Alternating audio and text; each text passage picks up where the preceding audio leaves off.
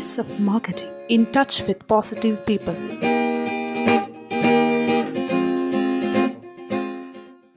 Power of distributor 23ാമത്തെ ചാപ്റ്ററിലേക്ക് ഏവർക്കും ഹൃദ്യമായ സ്വാഗതം. ഞാൻ ജയകൃഷ്ണൻ. ഇന്ന് ഒരു ഡിസ്ട്രിബ്യൂഷൻഷിപ്പ് പുതുതായി തുടങ്ങുന്ന ഒരു ഡിസ്ട്രിബ്യൂഷൻഷിപ്പ് ആരംഭിക്കുമ്പോൾ കുറച്ച് ഓർഡറുകൾ കയ്യിലേക്ക് വന്നു. ആർക്ക് വന്നു? നമ്മുടെ ഡിസ്ട്രിബ്യൂട്ടർക്ക് പുതുതായി കുറച്ച് ഫണ്ടൊക്കെ അറേഞ്ച് ചെയ്ത് ഒരു ഡിസ്ട്രിബ്യൂഷൻഷിപ്പ് സ്റ്റാർട്ട് ചെയ്യാണ്. ഫുഡ് പ്രോഡക്റ്റ് ആകാം, അല്ലെങ്കിൽ ഒരു മറ്റുള്ള ഏത് പ്രോഡക്റ്റും ആവാം. Plumbing, PVC fitting, electrical, textiles industry, mobile distribution, അല്ലേ?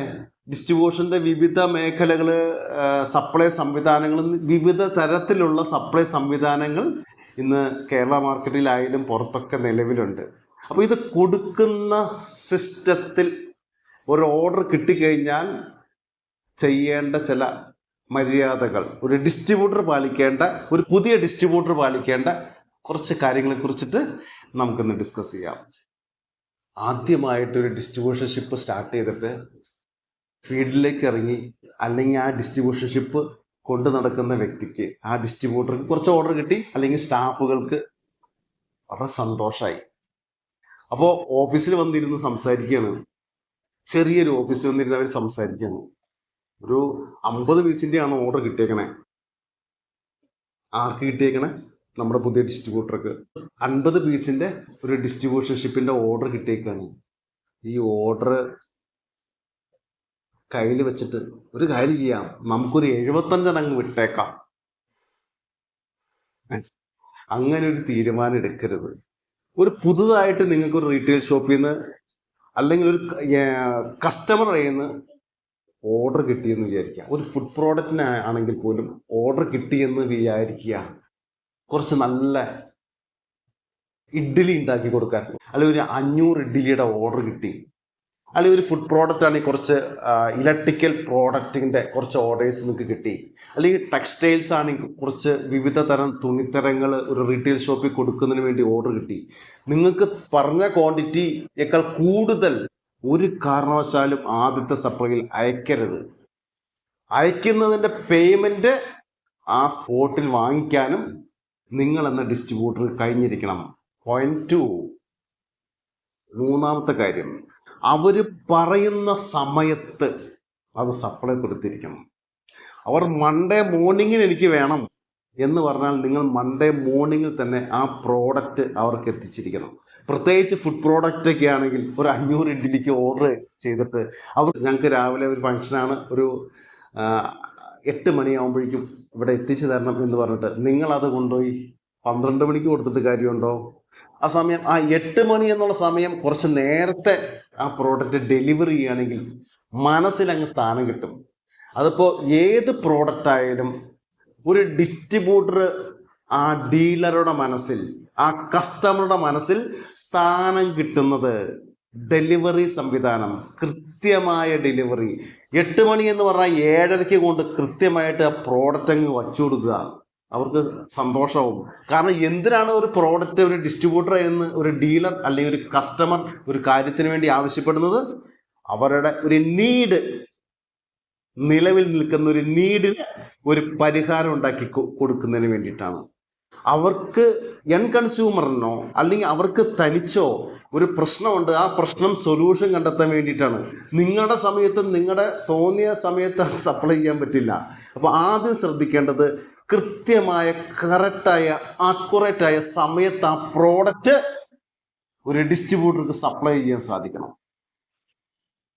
4ാമത്തെ പോയിന്റ്. 3 പോയിന്റ് കഴിഞ്ഞു. 3 പോയിന്റ് പറഞ്ഞു കഴിഞ്ഞു. 4ാമത്തെ പോയിന്റ്, ഏത് പ്രൈസാണ് ഇട്ടിരിക്കുന്നത്? നിങ്ങൾ ഓൾറെഡി സംസാരിച്ച പ്രൈസ് തന്നെയാണോ ബില്ല് ചെയ്യുന്നത്? ശ്രദ്ധിച്ചിരിക്കണം. ആ പറഞ്ഞിരിക്കുന്ന പ്രൈസ് തന്നെയാണോ? ആ പ്രൈസിൽ ഇപ്പോൾ അവർ നോട്ട് ചെയ്തിട്ടുണ്ടാവും.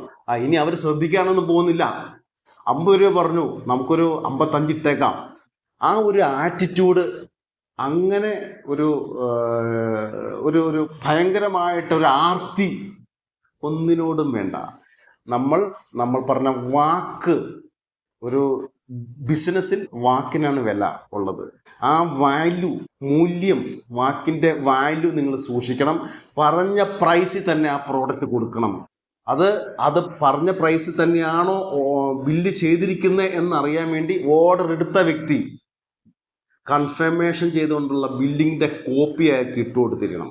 ആ എക്സിക്യൂട്ടീവ് ആണെങ്കിൽ, അല്ലെങ്കിൽ കമ്പനിയുടെ ഓണർ തന്നെയാണെങ്കിലും, ഡിസ്ട്രിബ്യൂട്ടർ തന്നെയാണെങ്കിലും, ബില്ലിംഗ് സെക്ഷനിൽ ഇരിക്കുന്ന ആൾ ആരാണ്, അയ്യോ ഞങ്ങൾ പുതിയ ഒരാളായിരുന്നു, അവർ അറിഞ്ഞില്ല അത് ബില്ലടിച്ചത് എന്നൊന്നും പറയാതെ കൃത്യമായിട്ടുള്ള ബില്ലിംഗ് സിസ്റ്റത്തിൽ കൃത്യമായിട്ടുള്ള ഡിസ്കൗണ്ട് സ്ട്രക്ചർ, കൃത്യമായിട്ടുള്ള സ്കീമുകൾ ഉണ്ടെങ്കിൽ അതൊക്കെ ആ ബില്ലിങ്ങിൽ അടിച്ചിരിക്കണം. കൃത്യമായി അത് അങ്ങനെ പോയിരിക്കണം ആ പ്രോഡക്റ്റ് ആദ്യമായിട്ട്. പിന്നെ അടുത്ത 5ാമത്തെ പോയിന്റ് എന്താണ് നമ്മൾ ശ്രദ്ധിക്കേണ്ട മറ്റൊരു കാര്യം, എന്താണ് അവർ ഓർഡർ ചെയ്തിരിക്കുന്നത്. ഇലക്ട്രിക്കൽ പ്രോഡക്റ്റ് ആണെങ്കിൽ സ്വിച്ചസ് ആണോ, സ്പെസിഫിക് ആയ പ്രോഡക്റ്റ് എന്താണ് ഓർഡർ ചെയ്തിരിക്കുന്നത്. നമുക്ക് വീട്ടിലേക്ക് കുറച്ച് മഞ്ഞപ്പൊടി ആവശ്യമുണ്ടെങ്കിൽ അതിന് പഞ്ചസാര കിട്ടിയിട്ട് കാര്യമില്ല, അല്ലെങ്കിൽ ശർക്കര കിട്ടിയിട്ട് കാര്യമില്ല. ഒരു കസ്റ്റമർ ആവശ്യപ്പെടുന്ന പ്രോഡക്റ്റ് എന്താണ്, അതാണ് അവർക്കുടെ നീഡ്സ്, അതാണ് അവരുടെ പ്രോബ്ലം സോൾവ് ചെയ്യുന്നത്. അത് കൃത്യമായി ഓർഡർ ഫോമിൽ നോക്കി അത് തന്നെയാണോ പാക്ക് ചെയ്തിരിക്കുന്നത്, റീചെക്ക് ചെയ്യണം. 3ാമത് വേണമെങ്കിൽ ചെക്ക് ചെയ്യണം. അവർ കൃത്യമായിട്ട് പറഞ്ഞിരിക്കുന്ന പ്രോഡക്റ്റ് തന്നെയാണോ അവരുടെ കൗണ്ടറിലേക്ക് എത്തുന്നത്, ചെക്ക് ചെയ്തിരിക്കണം. ഒരു ഫുഡ് പ്രോഡക്റ്റ് ആണ്, ഇഡ്ഡലി പറഞ്ഞ സ്ഥാനത്ത് അപ്പം കൊടുത്തിട്ട് കാര്യമുണ്ടോ, ദോശ കൊടുത്തിട്ട് കാര്യമുണ്ടോ? അത് എന്താണ് പാക്ക് ചെയ്യുന്ന ഐറ്റം, അത് കൃത്യമായി കൗണ്ട് ചെയ്തിട്ട് അതിൻ്റെ നോട്ട് ചെയ്ത് അത് വേറൊരു ബോക്സിലാക്കി കൃത്യമായി ആ ബോക്സിന് പുറത്ത് മത്തങ്ങ അക്ഷരത്തിൽ എഴുതി വെച്ച് കൃത്യമായി അവരുടെ സ്പോട്ടിൽ എത്തിച്ചു കൊടുക്കണം. ഇതൊക്കെ നമ്മൾ ഓർഡർ എടുത്ത ശേഷം ചെയ്യേണ്ട കാര്യങ്ങളാണ്. അപ്പോൾ ഒരു ഓർഡർ എടുക്കുക, അത് കഴിഞ്ഞിട്ടില്ല, അത് നമ്മുടെ ഓഫീസിൽ വന്ന് കൃത്യമായി പാക്ക് ചെയ്ത് കൃത്യമായി ബില്ലിംഗ് സെഷൻ ചെയ്ത് കൃത്യമായി അത് തന്നെയാണോ പാക്ക് ചെയ്തിരിക്കുന്നതെന്ന് നോക്കിയ ശേഷം അത് കൃത്യമായിട്ട് ഡെലിവറി ചെയ്യുക. ട്രാൻസ്പോർട്ടേഷൻ കൃത്യമായി ആ കസ്റ്റമറിനടുത്ത് എത്തിച്ചു കൊടുക്കുക. അവിടെയാണത് ആ ഓർഡർ എടുക്കുക, അതിൻ്റെ പ്രോസസ്സ് കംപ്ലീറ്റ് ചെയ്യുന്നുള്ളൂ. അവിടെ എത്തിച്ചു കൊടുത്താലാണ് നമുക്ക് പേയ്മെൻറ്റ് വാങ്ങിക്കാൻ സാധിക്കുള്ളൂ. കൃത്യമായ പ്രോഡക്റ്റ് അവർ പറഞ്ഞിരിക്കുന്ന മെഷർമെൻറ്റിൽ അത് എത്തിച്ച് കൊടുക്കണം. അപ്പോൾ ഇത് വളരെ പ്രൈമറി ആയ ഒരു ഓർഡർ എടുത്ത ശേഷം ഒരു പുതിയ ഡിസ്ട്രിബ്യൂട്ടറൊക്കെ അനുവർത്തിക്കേണ്ട വളരെ പ്രൈമറി ആയ കാര്യങ്ങൾ, വളരെ ഇമ്പോർട്ടൻ്റ് ആയ കാര്യങ്ങൾ.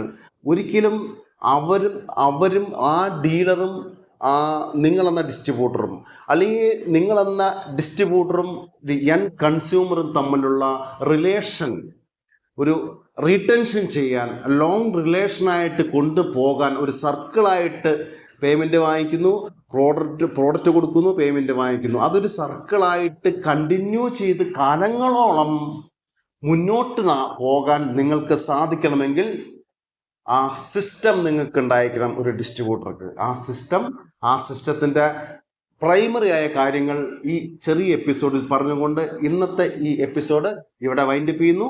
All the best.